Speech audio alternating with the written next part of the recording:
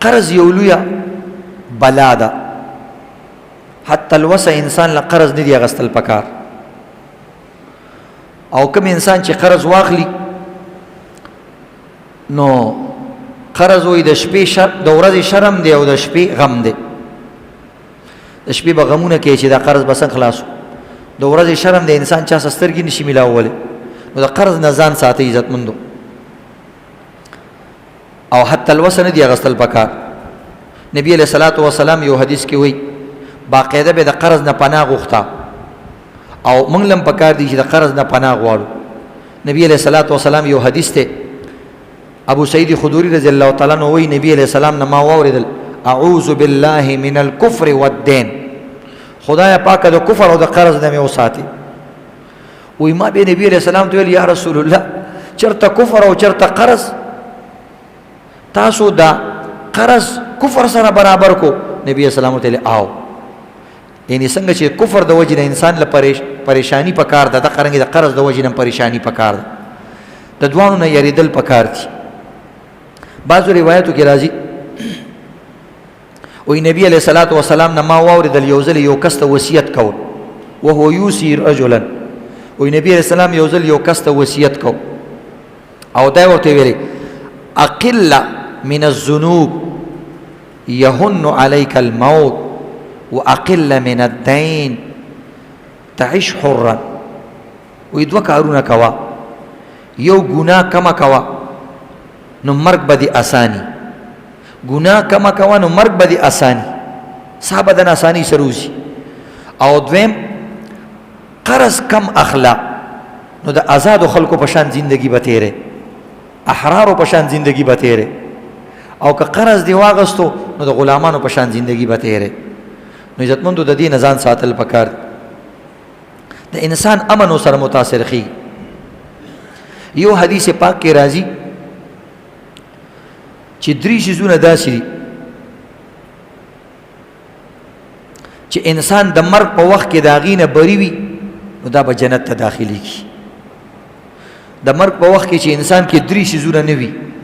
نو دا انسان به د دوزخ نه بری وي او جنت کې به داخلېږي. دا یو حدیث پاک کې راځي نبی علیہ الصلوۃ والسلام فرمای من فارق روحه جسده وهو بری من ثلاث دخل الجنه. وای کوم انسان د مرګ په وخت کې د درې شیزونو نه خالی وي نو دا به جنت ته داخلېږي. الغلول والدین والکبر. یو دی چې انسان خیانتګر نه د مرګ په وخت کې چې مري چې د چا سره خیانت نه کړي یا کړي د توبه کړي دا معافي کړي دا. او دویم عزتمندو د قرض نه او دریم د تکبر نه. چې کوم انسان د خیانت او د تکبر او د قرض نه خلاصي د مرګ په وخت کې دا د جنتی والی نشانی ده. دا سړی به جنت ته داخلي کی. ځکه کبر عزتمندو الله نه بخي. یعنی الله رب العزت په ګناہوں کې د ټولو نه بد ګناه د کفر د شرک او د قتل نه بعد تکبر دی. الله وی الکبریا او ردائی وی دا زما صادر دی لویواله. څوک چې زما صادر زما نه راکاږي زی ټوټه ټوټه کوم. دویم خیانتګر، خیانت بد شی دی، منافق سړي علامت دی. او دریم قرض داسې شی دی عزتمندو چې انسان ته الله نه معاف کوي چې بغیر عذر نه وي. یو خدای شدید عذر د وجه نه انسان قرض اغسته دی او انسان هغه قرض ختم نکو نو دا غي باره کې روایت راځي چې کوم انسان قرض واخلي نو د دوه نیتونه وي. یا وی دا وی چې دا قرض به ختموم او یا یې نیت دی چې زه دا نه ورکوم. دغه دوی بل سړي له دوکه ورکوي. نو دا یاد لري عزتمندو حدیث پاک کې راځي من تداین بدین وفي نفسه وفاء ثم مات تجاوز الله عنه. که بالفرض انسان په دې نیت باندې قرض واخلي چې زه به دا ختموم او هغه دې حالت کې مړ شي وی الله رب العزت به د دا قرض ختمي. څنګه به ختمي؟ وارزا غریمه بما شاء. هغه د الله خو خدای د قیامت په ورځ به د قرضدار په څه طریقې سره ول راضي کی او د قرض به ختم کی. د قیامت په ورځ به ختم کی خو ختم به کی. او چې کوم انسان قرض واخلی خو وليس فی نفسه وفاء دته ورکولو نیت نه او دا مرشي نو وی الله رب العزت به بیا د قرضداري مدد کوي د قیامت پر د دانه کانی او د دنه به ارسر واخلی او قرضداري لبه ورکی نو دی وجه عزت مندو کچا ته قرض پهله کول نه پکار کب وی نو انسان لبیا د دې نیت کول پکار دی چې زبا داخلاسو بل حدیث کې راځي چې به الله د دې چې کوم انسان قرض اغسته د دنیا کې نه باغله ورکی نو قرض حتی الوسن دی اغستل پکار او د دې ځان ساتل پکار دي نو دا داسې عملونه دي شریعت موږ ته ښودلي دي د قرض متعلق یو دا خبرم د آیات لري عزت مندو قرض صرف دا نه دی چې یو انسان چاله پیسې ورکړي دي یو بل عمل دی هغه قرض کې داخل دی او زمون او تاسو خصوصا د پښتنو دي ته خیال نه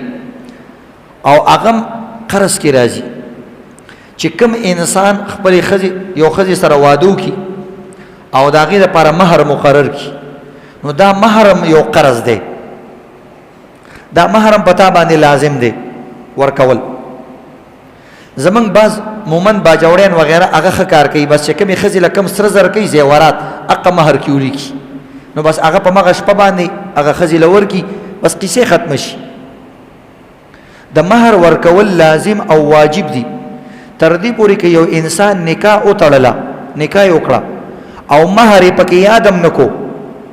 بیا بم دا مہر ورکي مہر مثل